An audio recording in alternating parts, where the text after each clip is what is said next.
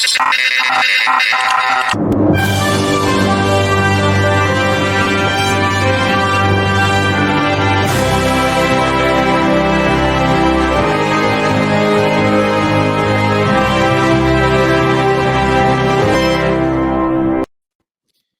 and welcome to another episode of Movies That Make Us. I'm Jake. I'm Tracy. And I'm Val. And we are back with another episode in Fantasy February. We've got a fun one planned for you, but before we jump into that, how are you guys doing? Doing good. Good. I'm trying to have all of my Boba Fett stuff in the screen today because Boba has not gotten a lot of love lately. The Mandalorian seems to be taking all the love. And I just want to say, Boba has earned that love, but this is the thing. There is a place for both of them. You can like both. Yes. So I love both characters. I'm disappointed in the show. Outside of one episode. Which only had one of the characters. It looks like Boba Fett's growing out of my head, which is that's not a bad look, though. Well, you'll notice if you're gonna have something going out of your head. I've got my Boba Fett Lego head on display. Mando. And my Mando's up there, yes. So I've got them both represented. I love Boba Fett. I think he's one of the coolest characters in Star Wars. I really do. I think my struggle with the show isn't Boba Fett. Right. And it's not that we're getting his backstory, and it's not that we're getting how he recovered or anything. Like, I get it. And before somebody says, well, you just don't like character-driven, story-driven, you want action. Shut up. That's not true. Like, I'm just going to tell you, you're wrong. There are plenty of movies that I enjoy. Today. Yeah, there are plenty of shows and movies that I enjoy that are very story-driven. I read epic fantasy books in my spare time. Like, trust me, I get the story and the character development. On his own that this is fine. So I don't have a problem with that. I think for me, I think it has been too slow. Like, they're building to something, but I'm just waiting to see what they're building to, and I don't feel like they're giving us enough to know what they're building to. And the other thing is, listen, I've been to Tatooine now. I don't know how many times. There's got to be other planets in the galaxy that we could have this take place. And I get that it's integral to the story because that's where he came out of the Sarlacc pit. I get that he's taking over Jabba's empire, all of that stuff. But, like, seriously, how many times have we been to Tatooine now?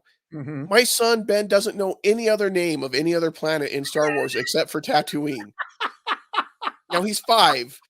But that's how much it's in his consciousness. Like, oh yeah, Tatooine. He knows that's where Luke's from. He knows that's where Anakin's from. Now Jabba, Boba Fett. Like, I don't know. But I will say, and what I want is more of what we got in the latest episode of Boba Fett. They should do every episode like that episode and call it Mandalorian Season 3, and it would be fine. Well, my problem is we're 5 episodes. We're 5 episodes done out of a 7-episode run, and I have no idea what the story on this is, why this exists. Like, the first episode of Mando, we get introduced to Grogu, and we're like, okay, I know what this show is about, and I don't have that with Boba Fett. But I think you guys have to go in at a different angle because we knew Boba Fett before his show came out, right? We've known him for years and years. We didn't know the Mandalorian, and so I think we were more like, this is new, this is fun, this is exciting. If we would have known the Mandalorian and then we got him and we knew a little bit about Grogu and we got that and we're like, okay, well, now we're just figuring out how they met each other, I think we would have a similar feeling, except the budget was bigger on the Mandalorian, if you can fathom that. Mm-hmm.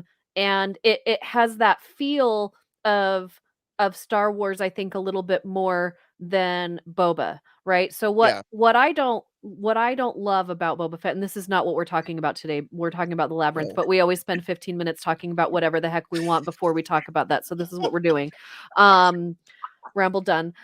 What I love learning his backstory. I think this is one, it gets us to know a lot of characters in the Star Wars universe that we've only had a glance at, and that's exactly who Boba is. We only got a glance about Boba in the movies. We've only had a glance with all of the people that he's interacting with on a more in-depth experience. But what I don't love is that I feel like it's outside of those flashbacks that are intense. The rest of it's cheesy. Like the what's on scene, what's on the screen is cheesy. Like they just Yeah, that biker gang, I feel That's like the scooters. that whole scene with them, you can Oh, tell that it's on a backlot set. oh, Yeah. You can tell, totally. like with the Mandalorian, you couldn't tell that they were in a small room for most of the things. And so Right. I think the attention to detail when it comes to the set and the feeling of being at Tatooine is Mhm. what we're missing. I feel like if we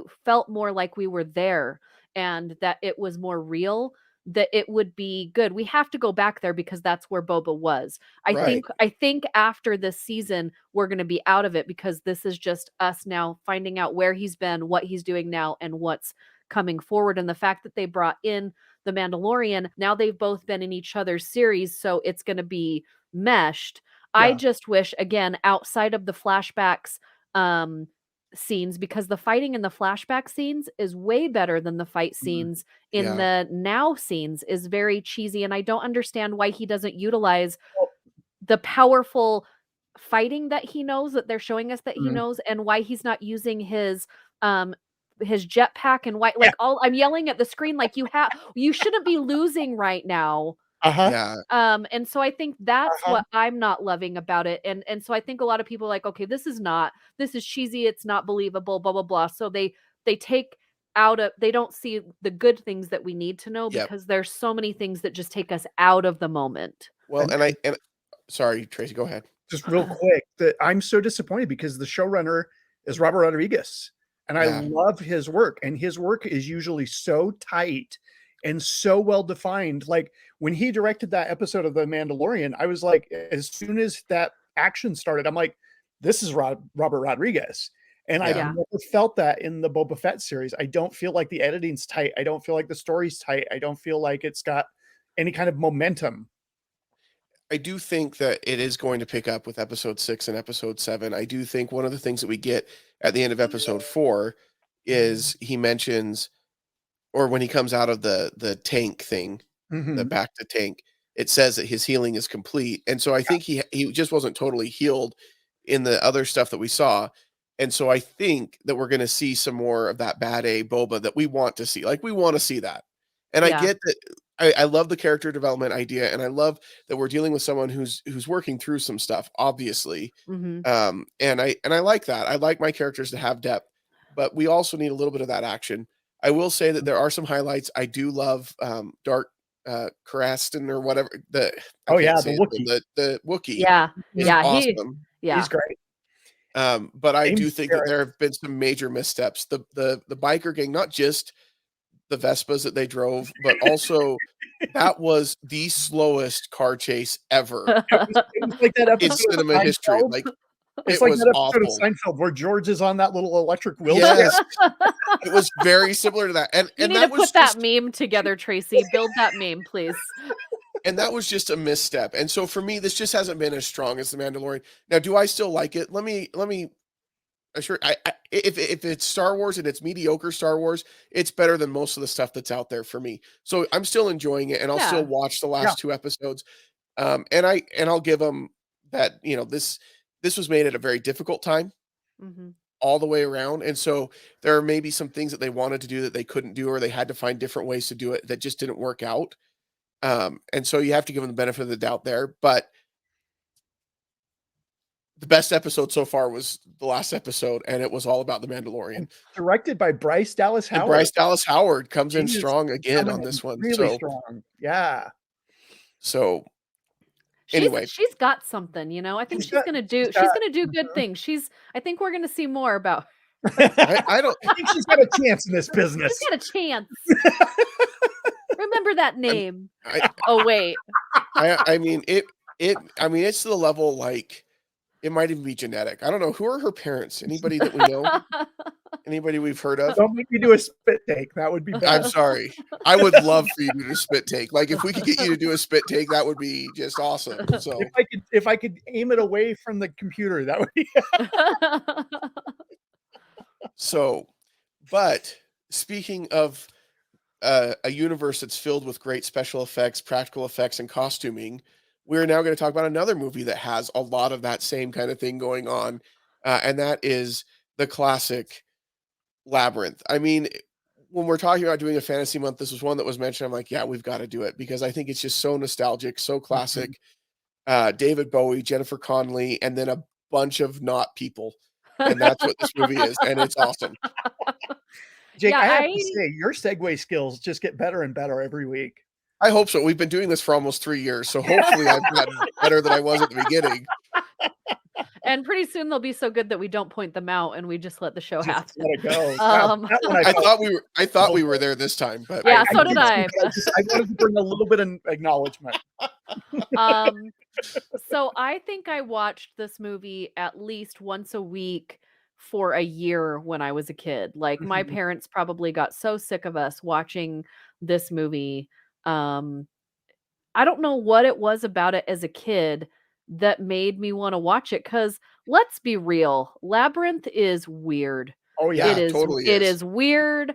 It is a little sketchy when you watch it not as a child and you watch it as an adult and you're thinking, wait a second, this is a little kidnappy, this is a little bit like, this is weird. This is a weird. You're drugging a girl, and yeah. So let's get into like the unpopular chat, and then let's totally make it like all about the love. All right. I like this one. This is definitely a movie that is a product of its time, because the 80s you could get away with everything. Like child endangerment was no big deal in the 80s. It was like, that's fine. We're just throwing this baby as high as we can. I've got this idea for a family movie. We're gonna the kids are gonna love it. We're gonna put this babysitter in trouble. That we've got this baby that's been sounds perfect. The kids will love it. Let's do it. That was the 80s. I mean, you look at like Adventures in Babysitting is based on that kind of a premise. This movie, right? Yes. Yep. And it was also Vincent D'Onofrio's actual D'Onofrio, thank you. His actual first appearance in the MCU, but as Thor instead of Kingpin. Yeah, not in Labyrinth, but in the Adventures in Babysitting. Yeah, but thank you. Take back what you said about Thor. I also watched that movie like a lot. That was one of my favorites, and it might have been. I'm also drinking wine because I can. So it's Saturday, man. You can do whatever you want. It's Saturday, and we do. If you guys have listened to the show, we do typically record early on Saturday mornings, but it is in the afternoon today. Yeah, this is not a 9:30 a.m. drinking, and I don't drink very often. But for some reason, I just feel like I need some wine this weekend. You're bringing some class to the show. I mean, like that. This is actually I'll let you guys know. I did a Friday movie spotlight last night for What to See with Val, so it was a Friday night. This is leftover wine from last night. That's how classy I am. It's day old. Listen. This is my water mug. Okay, I've got a Baymax mug here. That's super. I've got a half-eaten Subway sandwich. Oh, why are you letting that go to the waste? Just eat that, man. That looks delicious. So anyway, yeah. Subway's not a sponsor, by the way. They could be if they wanted to. Hit us up. We're fine. We'll go for it. So Labyrinth, I want to do some unpopular things really quick, and people are going to be like, why do you have to do that to everything? Why can't we just leave things the way they were? Because it's fun to pull stuff apart. That's what we do here. We all, as a young woman, I know that most young women, when this movie came out, I was like 10 or something. When did this movie come out? I don't know. 1986. I was way younger than 10. I was going to say I'm older than you. But we all wanted to be her, right? We were like, she is beautiful. She is strong. And then I think now I'm like, she was totally like gaslighted into this whole situation by this predatory older man, because she's like a teenager babysitter and then is supposed to be the bride to this crazy, I don't even know what he is. He's not human. He's not a sorcerer. He's not a witch. He's a king. Is he though? He's a king. He's a goblin king, but he's not a goblin. He went and colonized those people. He also, I mean, you mentioned Jennifer Connelly being beautiful and like a princess. That's also Jareth, the Goblin King, is also beautiful and dressed like a princess for most of this, and I mean, looked amazing. But again, we didn't think twice of it in the 80s. We just thought David Bowie's awesome. He's going to be in this movie. Jennifer Connelly is beautiful. She looks like she's in her 20s, but she probably was, 14? honest. She was supposed to be 14, but she was probably 18, right? I don't think so. I Let's see don't what know. Was she She was close pretty to the young. We'll find She was out. pretty She was young. pretty Please I young. feel like she's another one of those people that doesn't age. Like she has the Paul Yes. Rudd like syndrome. They don't age, but we She didn't was think 16 oh, so or she was 15 or 16. 16. Yeah. David Bowie Probably was what, 1970. in his 30s? Probably. Probably Yeah. in his 30s, right? Yeah. But we didn't think anything about it because it's fantasy and it's the 80s. Right. Yeah. But this movie would not be made like this now. No, it No. absolutely wouldn't. No, I mean, like, And I don't think we should remake it, by the way. friend of the No. program, I don't think we could. Adrian Ropp pointed out about the Fireys, and I had forgotten about that scene where they're like popping off their heads and throwing them. Yes. I forgot about that's what came on last night, and I'm like, oh wow, flashbacks. Yeah. Like that scene by itself, no studio would back that. No. Especially now that the Henson company's owned by Disney. Disney would be like, Yeah, Disney looks, well, I don't know. Dark Crystal just got remade by Netflix, but I don't know that Disney was totally involved with that a whole yeah, I'm lot. not sure. But I kind of feel like Disney's kind of applying the Bruno rule to Labyrinth and Dark Crystal. Like, we don't talk about Labyrinth. That's how they treat all the Jim Henson properties. That's also true, but especially Labyrinth. But I mean, the great thing about these movies is that they are super fantasy and you forget about all those things. I don't want to throw shade on movies that were made years and years ago. Things change every day. I also feel like have a strong feeling that now in movies no fun will be had. I Yeah. feel like we have to be so tight about everything that we're doing, talking about, showing, that sometimes we lose that creative. I'm not saying that there's a fine line between telling a story and being inappropriate. Oh, definitely. And those lines are super fine right now with all different types of structure and Yeah. all different types of storytelling. And so people that are writing and making movies right now, like, kudos for, having to go through that process. And I do think that there are a lot of things that should change and that Yeah. have changed that are correct. But I do think there are some things little things that I'm like, really, is that a big deal? Yeah. So Well, and I think when you talk about aspects of this movie, and you're right, I don't think it would be made today like this or at all. But when you talk about certain aspects of this movie, like the fact that he gaslights her into a deal where she's going to marry him and things like that, like that would happen in a fantasy world like this. And it's a story of like, this is really bad, and he's a bad guy. Yeah. He's a villain doing Yeah. villainous, awful, bad things. And it's okay to have villains do villain things. But he's so pretty. Yeah, but that's another lesson, That's though, the right? mesmerizing. Evil can be pretty.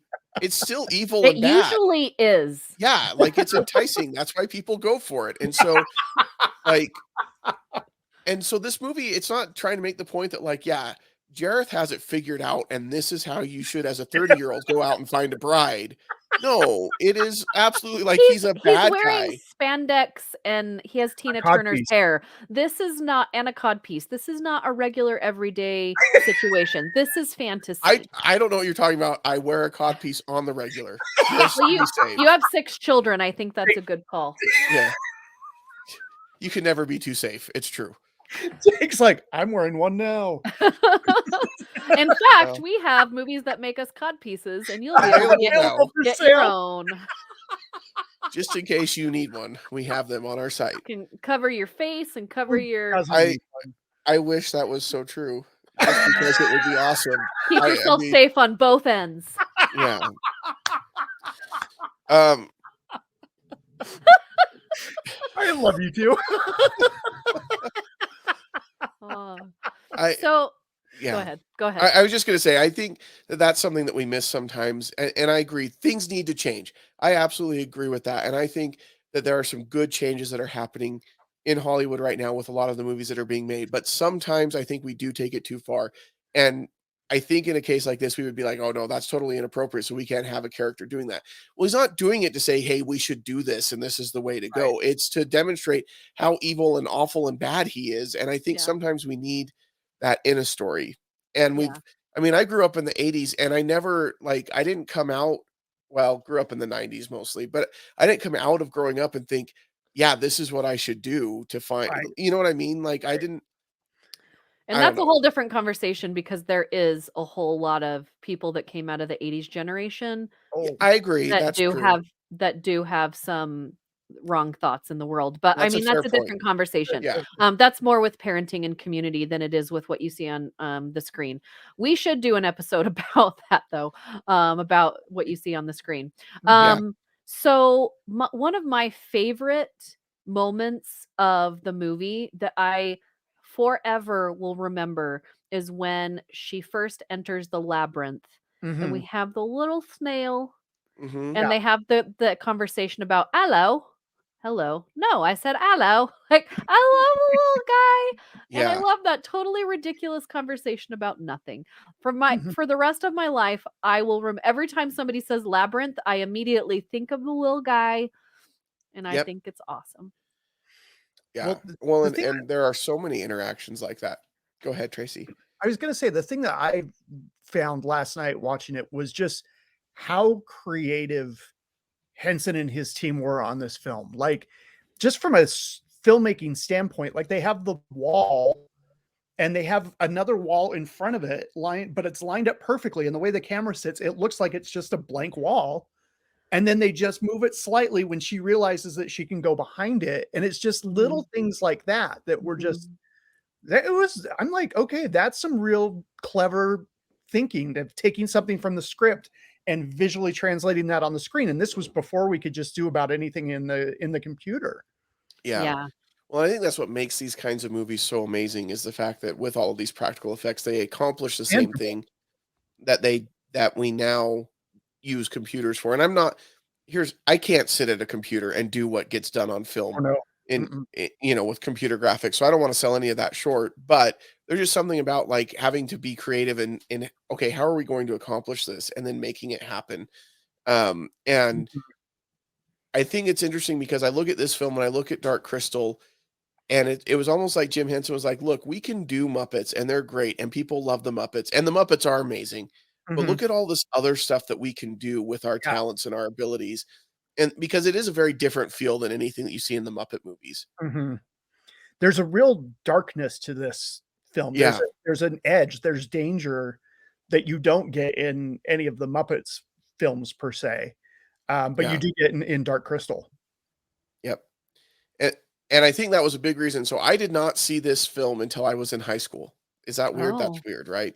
That's a little weird in Utah. Because I feel like this is like a coming of age film. It is a big film in Utah. Utah's got some weird films that are big films, and this is one of them. They have some that are not weird. Like Princess Bride is another one that's huge in Utah. That I think is huge everywhere. Yeah. But it makes sense. This one doesn't as much. But this was a weird one. And I think my parents kind of steered away from it because it was a little bit dark, a little bit edgy for a kid's film. But I remember watching this with my friends and being like, this is amazing. This is right up my alley because I was a big Tim Burton fan, still am. And I think this kind of fits in that same, not the Tim Burton world, but the same feel as that. Right. But yeah, I remember watching this in high school with my friends. We were over at one of their houses and this was our cool friend that always had us over and they had a Laserdisc player and we watched this on Laserdisc. Nice. That was awesome. Relevant for a month. Yeah, I know. It was what's that, Tracy? I had Laserdisc. You had Laserdisc? We had Annie, Star Wars, Charlie Brown Thanksgiving Special, and the Jazz Singer, the Neil Diamond film. Wow. That is quite the collection of films that you had on Laserdisc. Not the number, but just the diversity there.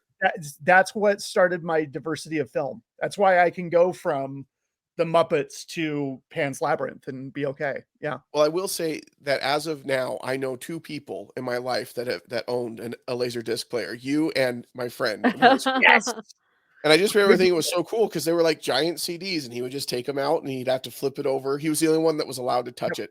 His friends weren't allowed to touch it.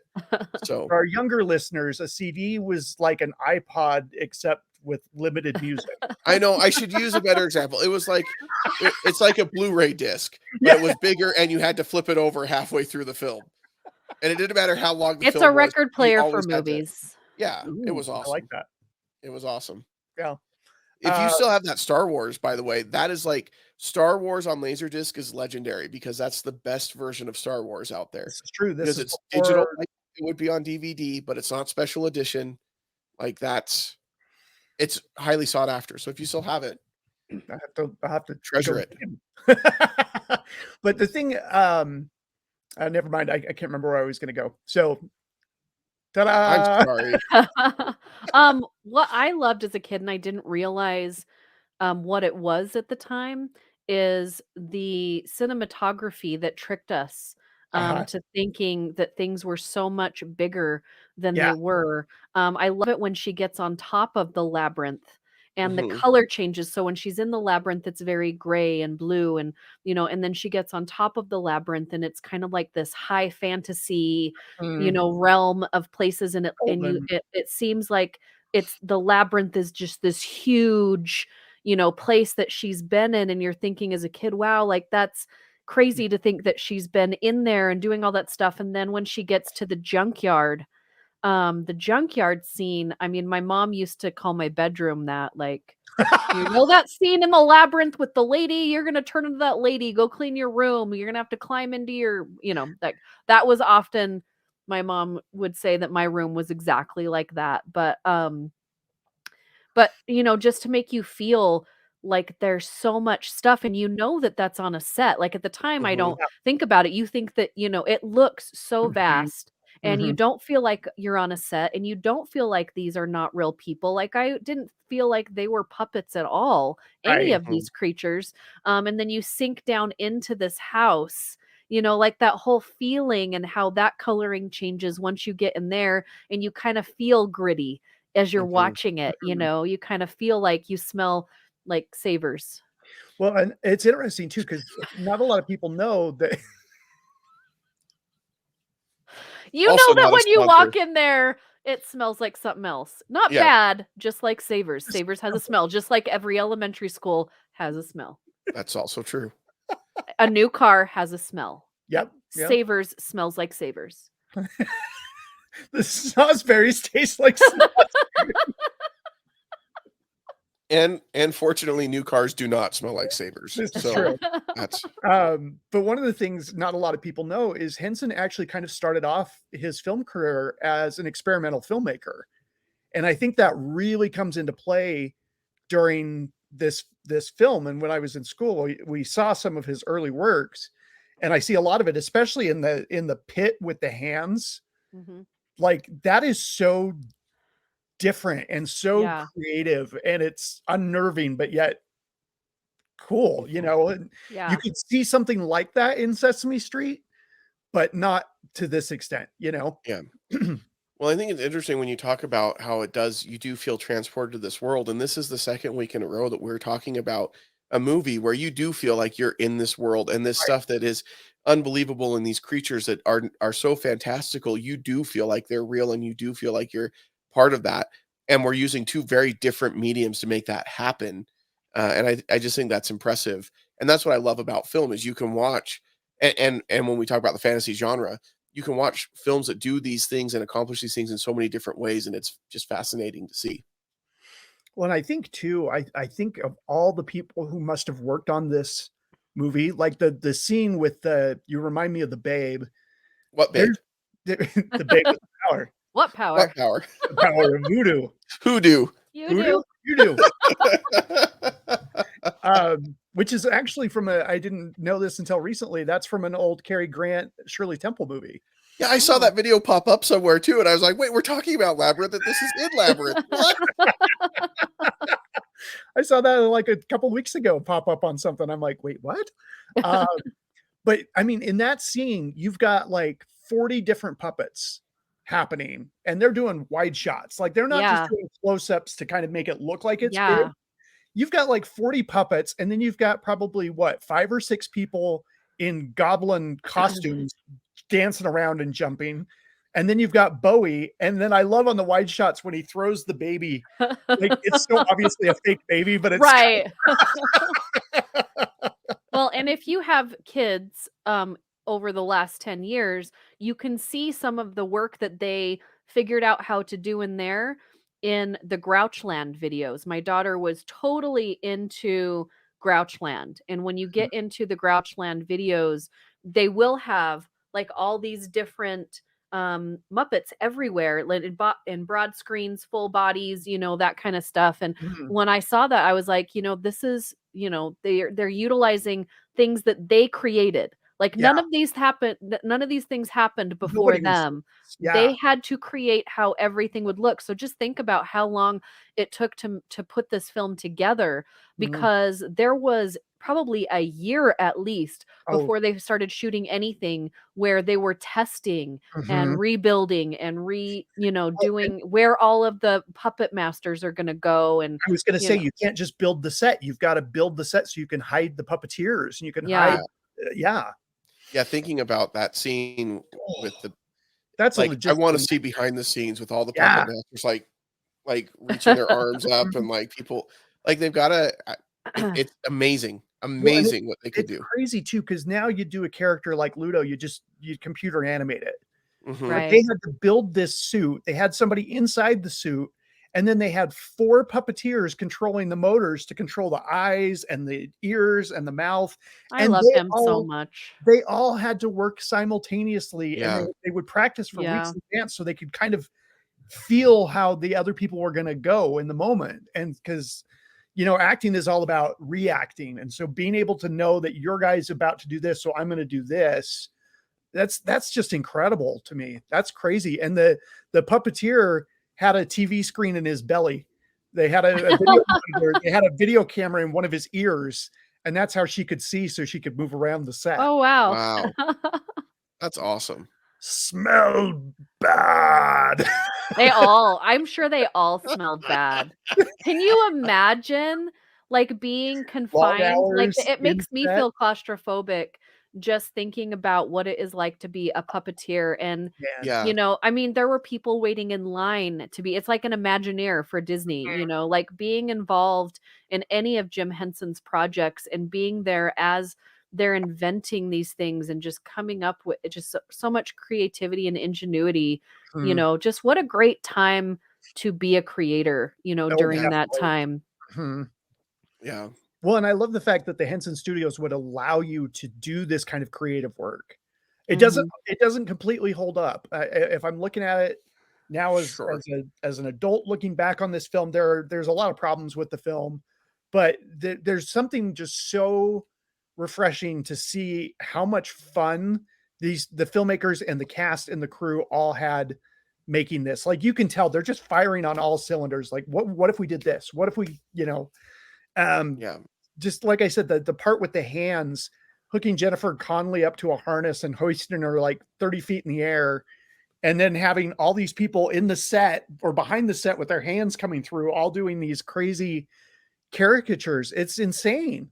Yeah, it is. It's incredible. And speaking of people that were having fun, I mean, you look at the 2 on-screen human actors that we get to see with Jennifer Connelly and David Bowie. I mean, could anybody else have been Jareth the Goblin King? No, I feel like honestly, he was born for that role. Yeah, I was thinking about who else could we put in that role, because of course we see him as that because he is cast at that. But at the same time, thinking about that character, thinking about what that character should look like and how he should act, I don't know that I could find anyone else that could do it like that, that would be as believable, because, David Bowie's not an actor, but he really sold this character. And by the way, I think the name of this character is stupid. I've always thought that's a stupid name. If your name is that, I'm sorry, but it's stupid. Talk to your parents. But I don't look. I'm curious. I don't find out how many people are named Jareth. I just think like looking at a king. Your name Jareth. Send us an email. In charge, someone that is in charge of this, like a big, powerful person, that name to me is not powerful. Do you know what I mean? Like a Jareth is like, we're going to go hang out and maybe eat some beef sticks later. Character to me. I don't play Final Fantasy, so I don't know. I feel like that was an interesting thing about the Jareth character in general. I think in fantasy movies and stories, typically the big bad is like looming and scary and Mhm. dark and big. And Jareth wasn't that, right? Like I Right. agree, like he doesn't the name doesn't sound super powerful, but even just in his looks, he wasn't overly large, he wasn't dark or sinister, but he was in the way that he behaved and the things that he did. And I think that it was almost challenging a lot of like the classic who is the main bad guy villain type Mhm. character, and kind of giving us a different archetype for that, Mhm. Well, I know in- the studio was including the talking name. But I about agree, I don't like the name either. But that Henson was talking about possibly having Michael Jackson. They talked about Sting.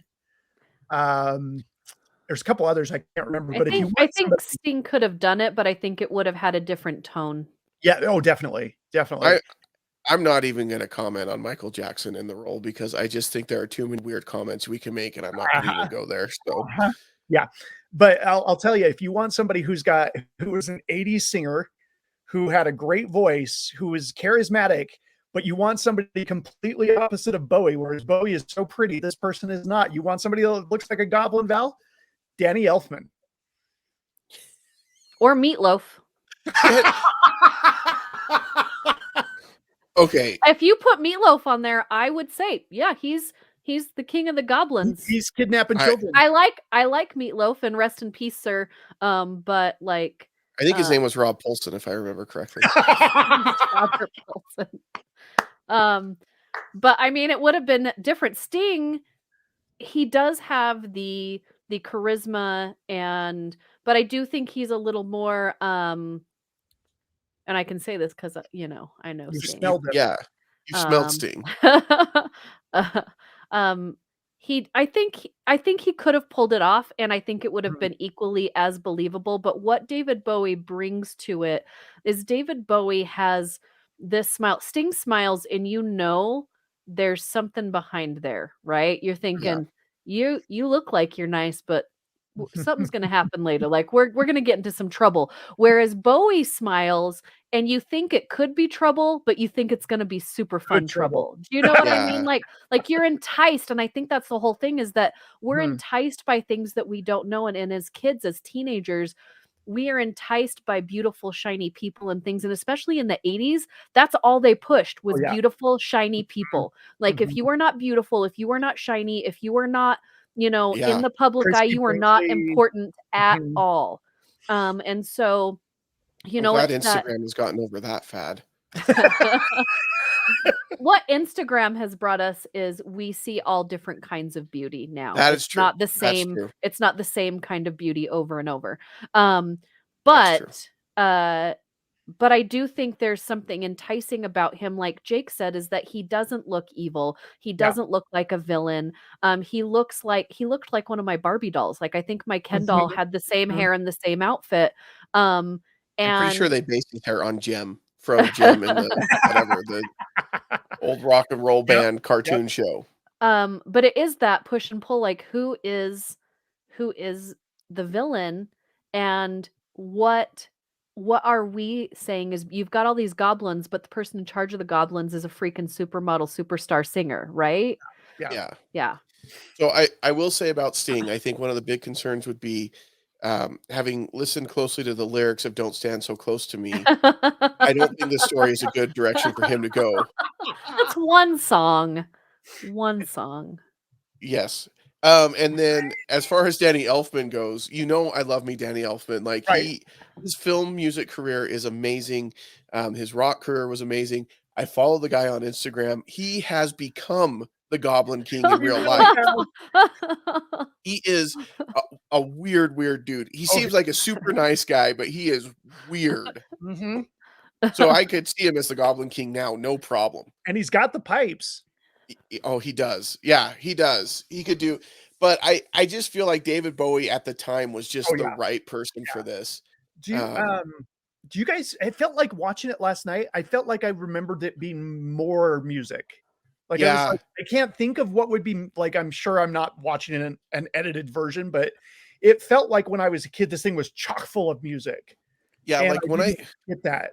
when I think back on it, I think of it as like a giant music video Musical. from like start to finish, and it's not. There's a couple of songs in it, but I think those songs are so iconic that they just stick out so much. That's probably true. That's actually a really good I point. do think that it's a bit long. I do think Uh-huh. that it could be tight, which is weird that a whole bunch of kids like it because we used to pay attention to things back then. Like, I feel like, and I'm not saying there are some youth now that would be just fine watching this movie and all the way through, but I don't know that it would get made because we would think that our kids need things to be, up Yeah. here.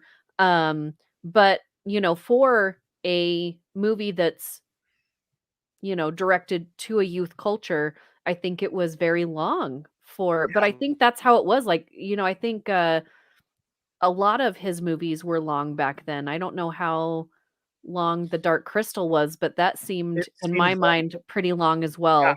Yeah. And I think that's true. I think that's another example of it being a product of its time, because I think movies in general to kids were longer than movies are today for kids. Yeah. Movies in general were shorter Mhm. overall. I think You movies rarely for kids went over 2 hours, and now the average movie is 2.5. Yeah. And The Batman's almost 3 hours. And listen, filmmakers, you can tighten up some of these movies. They don't need to be 2.5 hours long. Just saying. I just want to say shout out to most of the Sundance movies that I watched were under 2 hours. So thank you. Nice. There was one I want to bring up because I would like to talk about it later. And I feel like if I throw it out here, then sometimes I can hold you guys accountable for it. I do think we need to talk about Cosby. Definitely want to see that. That is 4 hours, but it's because it's going to be on Showtime as a series. Yeah. But there are so many things that happen in that documentary that we should talk about that aren't just about what you think it's about. You know what I mean? Yeah. So I'm just going to throw that out there. Nothing but good about that documentary. I'm very interested to see that one.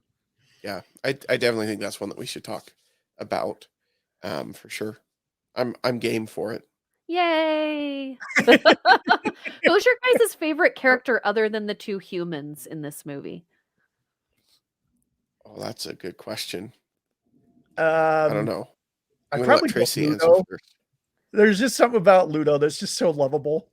I like Ludo a lot. And I'm gonna look it up really quick because I do like the main goblin as well. I'm gonna switch. I like the tile people where she's marking the lipstick and they're like, like upset that she just drew on their roof, and so they just flip it around.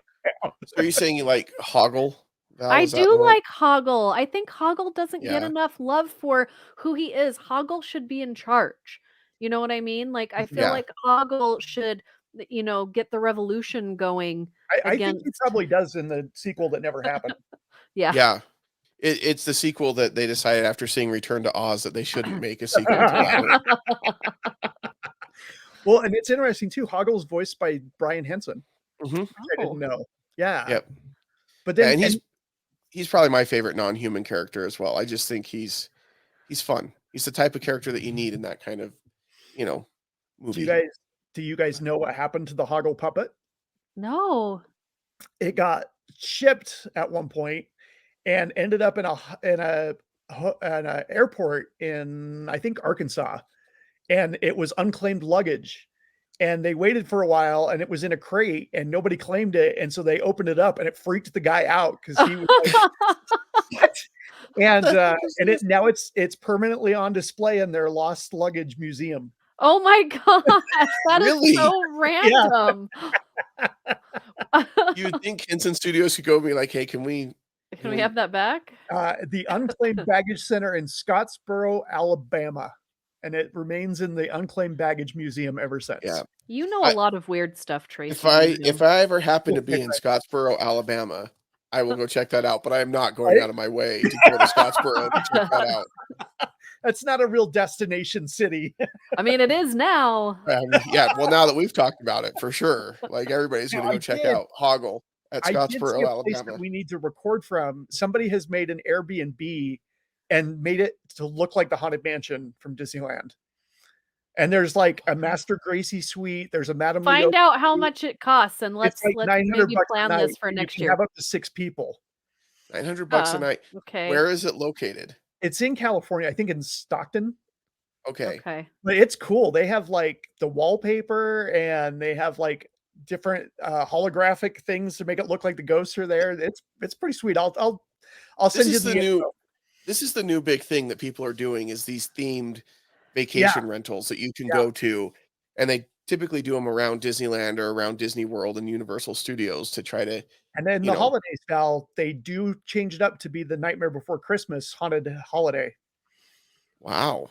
So all right. I have to check that out. I can save up $150 so that we can get 6 people, and I'll go do a podcast from there. And it has a jacuzzi in the backyard. So Oh, well, in that case. Now I'm sold. Because I've always thought, as I've gone through the graveyard at the end of Haunted Mansion, you know what this place needs? A jacuzzi. That's so I'll bad. treat anybody who has a jacuzzi. Sorry, little Muppets reference there. Yeah. I love it. I was so disappointed though finding this out. Bowie did not do the crystal ball tricks with his fingers. And I'm so bummed. Why are you? Don't stop talking right now. What are you doing to us? Yeah. And I was going to literally say, as we talked about other people who could play it, I thought, well, who else could do that with their fingers? Apparently, David Bowie couldn't even do it, so it didn't even matter. Fine, finish it. You've already ruined our dreams. Sorry, Our I ruined mine, so I figured I might as well ruin yours. Wow. Now that's friendship, folks. I've ruined my life. Might as well ruin yours too. We can all be miserable Come together. along into my misery. This is how supervillains start. It's true. You said that I should not have gotten the red kyber crystal for my lightsaber. See, this is part of why. Yeah.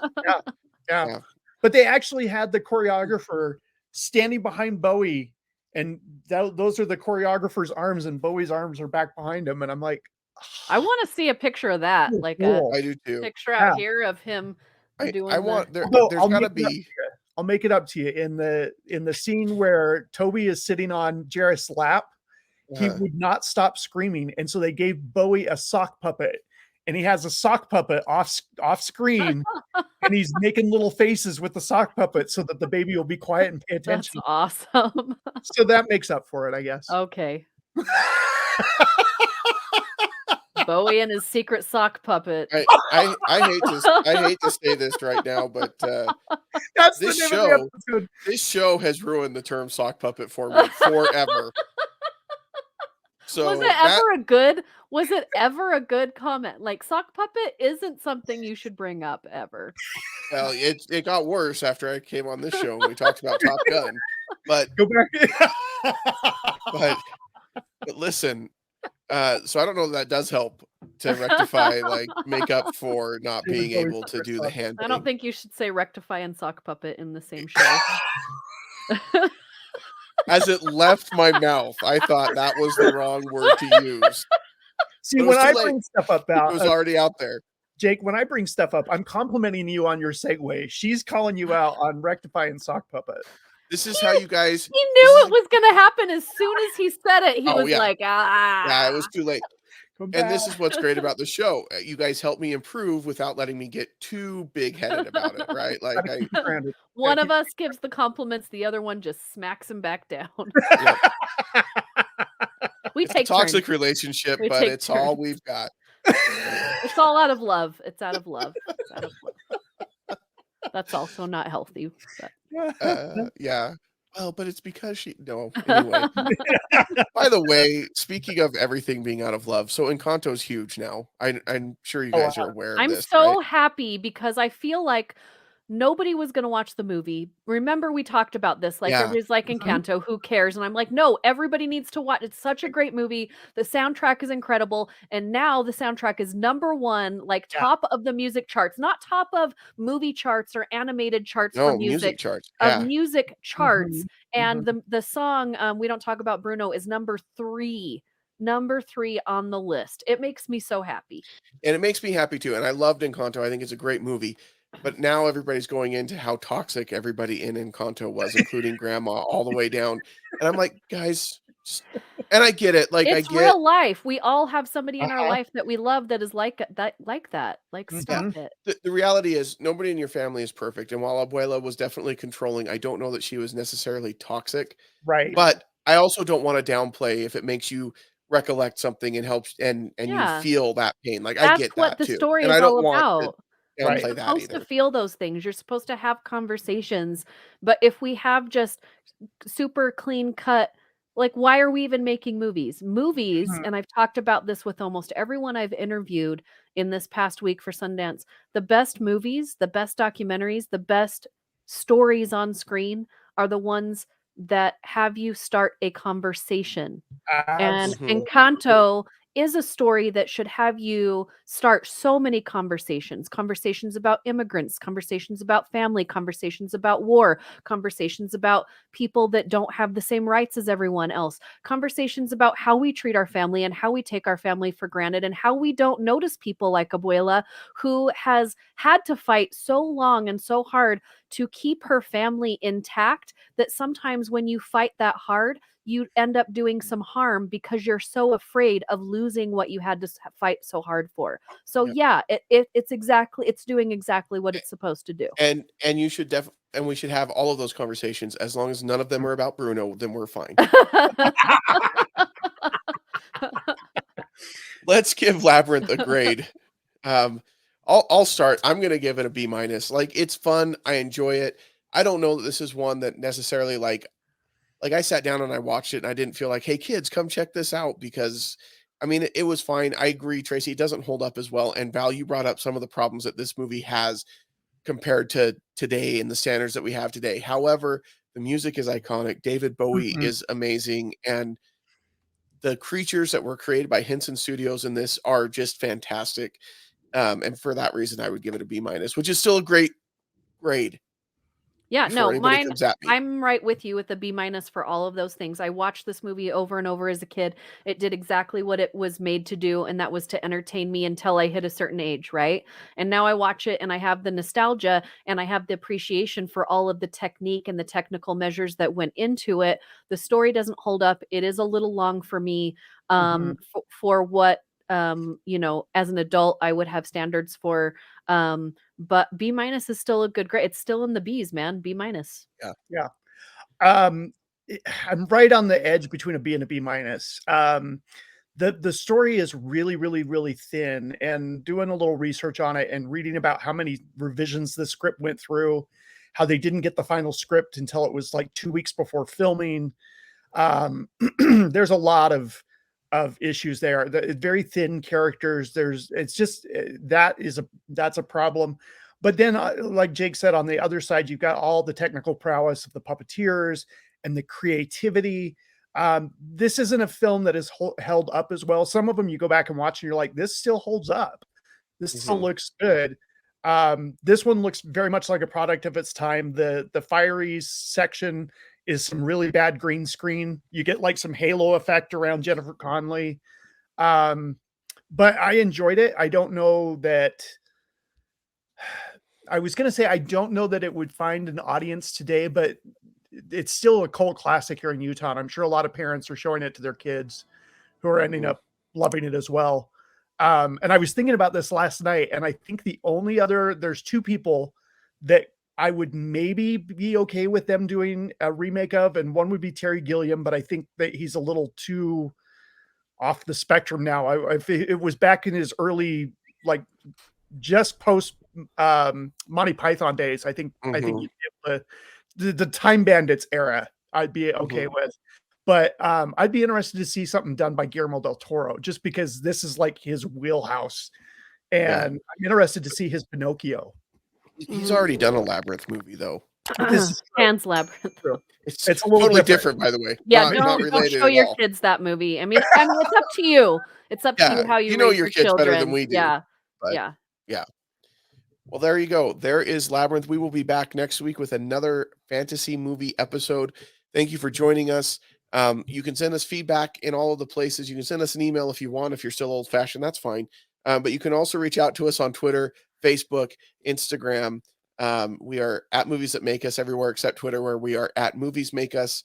You can also subscribe to our YouTube channel. And hey, if you've got a comment about this episode, feel free to leave it on the episode on YouTube. We'll see it there. And then we'll argue with you and tell you why you're wrong. It's fine. Strong feelings about this is how the internet works. This is how the internet works. No, but we do appreciate you listening. Thank you so much. And until next time, we won't see you at the movies.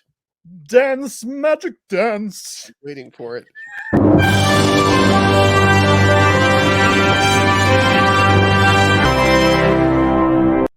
This has been a Stolen Droids Media production.